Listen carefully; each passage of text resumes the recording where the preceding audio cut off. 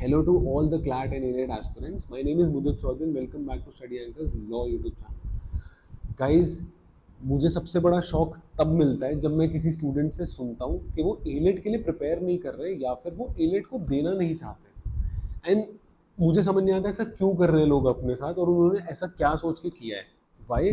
Because I don't see there is too much of a difference between these two papers. And in this video, I'm going to talk about why you should give both the papers and prepare for both of them, right? So, if there is anyone and has a very good reasoning as to why they are not preparing for ELET, you can let me know.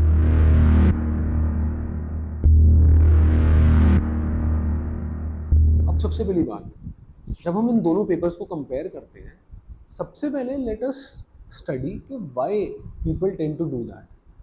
The reason I feel is कई सारे students इसलिए Annette के लिए नहीं prepare करने का सोचते हैं बिकॉज दे फील कि एनालिटिकल रीजनिंग और जो जीके आती है इसमें it is very different and paper पूरा पैटर्न ही अलग है. चलो एनालिटिकल रीजनिंग जीके छोड़ो, लोगों को लगता है पूरा पेपर का पैटर्न ही अलग है. But tell me honestly what are the things that are different in AILET from CLAT. सबसे पहली चीज़ अगर डिफरेंस की बात करें कि there is no maths involve in AILET which is actually a good thing कि आपको क्लैट में 5 चीज़ों के लिए प्रिपेयर करना पड़ रहा है, एलेट में एक चीज़ कम हो गई ऑलरेडी. ठीक है. नेक्स्ट थिंग इज कि इसमें एनालिटिकल रीजनिंग आ जाती है. अब यार जब हम एनालिटिकल रीजनिंग की बात करते हैं तो सबसे बड़ी बात आप एक समझो कि एनालिटिकल रीजनिंग के 8 या 10 टॉपिक्स हैं जिसमें से भी 4 या 5 सुपर इंपॉर्टेंट है. ठीक है. एंड ये उसकी लिस्ट है ऑब्वियसली. अब इनको प्रिपेयर करने में मुश्किल से 1 महीना लगेगा आपको. अगर आप हर ऑल्टरनेट डे भी 1 घंटा लगाओगे ना तो विद इन अ मंथ या विद इन 2 मंथ्स तो आप बहुत बढ़िया हो जाओगे इन टॉपिक्स पे. तो मेरे को समझ नहीं आ रहा क्यों आप इस पर नहीं टाइम लगा रहे. थर्ड चीज़ है जीके. इसकी थोड़ी सी डिफरेंट है कि वन लाइनर बेस्ड आती है. यार अगर वन लाइनर बेस्ड आती है, आप क्लैट की जीके को अगर बहुत अच्छे लेवल पे करते आ रहे हो तो ये तो काफ़ी हद तक कवर ही हो जाता है. तो देन ये अगर कवर ही हो जाता है तो that automatically becomes part of your CLAT preparation only, right? तो देन आई डोंट अंडरस्टैंड कि इन 3 रीजंस के अलावा अगर कोई रीज़न ऐसा है जिस वजह से यू फील कि you should not give AILET, you can let me no. पर मेरे दिमाग में ओवरऑल तो यही चीज़ें रीजंस आ रहे हैं. एंड आप अगर पूरे साल से क्लैट के लिए प्रिपेयर कर रहे हो, your RC is good, your logical के कॉन्सेप्ट्स, क्रिटिकल रीजनिंग के कॉन्सेप्ट्स आर गुड, एंड आप जीके भी कर रहे हो तो ये सारी चीज़ें कवर ही होगी. और जो लीगल भी आती है वो लॉजिकल के अंदर ही आती है, applying some concepts of legal obviously, तो वो भी कवर ही हो जाता है. तो then what is the reason why you are not giving this exam.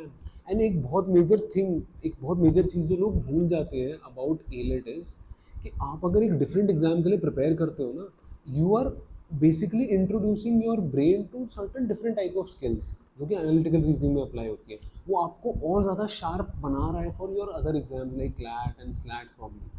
तो आप ऐसी चीज़ पे क्यों मिस आउट कर रहे हो. एंड ऑल्सो यार it never makes sense that you only prepare for one exam. You should ideally also be preparing for some other exam because पता है क्या होता है, for a lot of students, जैसे मेरे 2 मेजर स्टूडेंट्स एग्जाम्पल प्रणव कनव, इनका CLAT खराब गया था but they did so well in AILET. एक की तो ऑल इंडिया रैंक 2nd आई थी कनव की और प्रणव की ऑल इंडिया रैंक 53 आई थी. Both of them got into that examination, into that college in NU Delhi, और this happened after they messed up their CLAT का paper. So yes, they were able to get a second chance. जिसमें they did exceptionally well. अब आपके case में if you imagine do really well in CLAT ना, then your chances of ALET increase even more because अब आपको पता है कि ALET मुझे बिल्कुल relax होकर देना है. तो yes, it makes sense and NNU Delhi is probably the best college in India. Why? Because जो और सराउंडिंग एडवांटेजेस मिलती है NNU दिल्ली को वो अब NLS बैंगलोर को ऑब्वियसली नहीं मिलती क्योंकि आपको इतनी सारी इंटर्नशिप्स करने को मिलता है. जो करिकुलम है that is also obviously slightly better because NLS Bangalore में अकेडमिक प्रेशर बहुत ज़्यादा है एंड पिछले कुछ सालों में वो प्रेशर बढ़ता ही गया है. ठीक है. तो this is one of the reasons why you should ideally B preparing for AILET and not missing out on that. और जहाँ तक की बात रही कि इसका स्टडी प्लान कैसा होता है और उसको दोनों को कैसे मैनेज कर सकते हैं साथ में, I am going to make a separate video on that जिसमें मैं आपको बताऊंगा. And also we are going to ensure कि कनव एक वीडियो बनाए जिसके अंदर ही शेयर हिज क्लैट एलेट का प्लान जो साथ में कर रहा था. ठीक है. तो it's my humble request for all those students who are thinking कि we should not prepare for AILET and we should prepare for CLAT, please prepare for both because you are missing out on something if you are not preparing for AILET. ठीक है.